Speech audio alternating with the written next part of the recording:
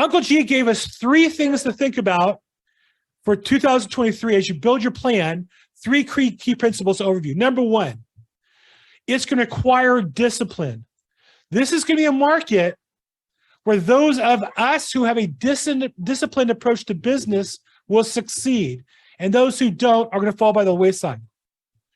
For the last 2 or 3 years, anybody can sell property. Literally, a monkey holding a sign, sell your house, standing on Wilshire Boulevard in LA, could have sold the house. True or false?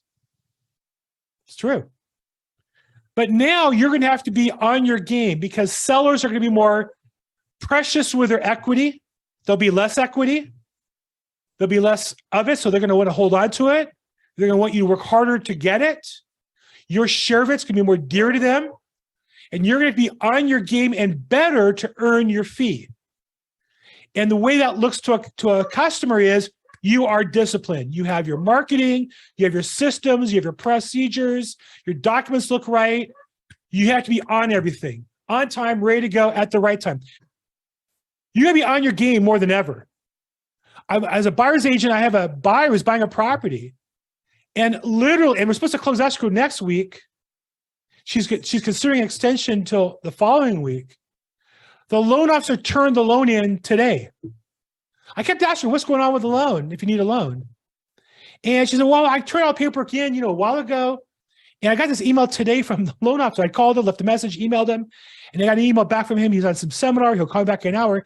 And I get an email from their company's fancy automated system with a stupid video. Oh, we're PRMG Mortgage, and we have your loan in process. And if you have questions, call me or email me. I did email you. And all I got was a stupid video. And this loan officer basically is saying, yeah, well, we haven't looked at her tax returns yet, but she's really good. She got a lot of money. And I'm saying she's supposed to waive contingencies today. You haven't even read the appraisal yet. You could get away with that years ago as a lender because you had so many refis coming in, their pipeline was full. That's not true today anymore. And so what I want to tell you guys is you got to play the game more disciplined. You got to learn the rules of the business and be on your game more, and you're going to get weeded out. Number 2, follow the new rules of the business, not the old rules. There are going to be a never-ending supply of coaches and influencers, geniuses. They're going to tell you how to do business like they did last year and the year before. Why? Because what they did last year and the year before is no longer working. So they're going to go into coaching and sell you what they used to do. Are you dumb enough to buy that?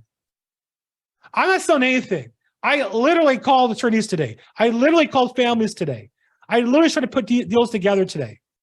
So I'm sharing with you, this is what I'm doing right now. Now, I will say, my market's different. I'm in LA, totally different than suburban North Carolina. I'm very aware, I don't know everything about my business, but I know a lot about my market. But you need to know the rules of the business today, what's working today, not what was working 2 years ago. I see companies at Probate basically just encouraging everybody to buy the data, mail the postcards, send at least 6. And I say, well, when you add that up, that's thousands of dollars in 6 months to a year before you get your payoff.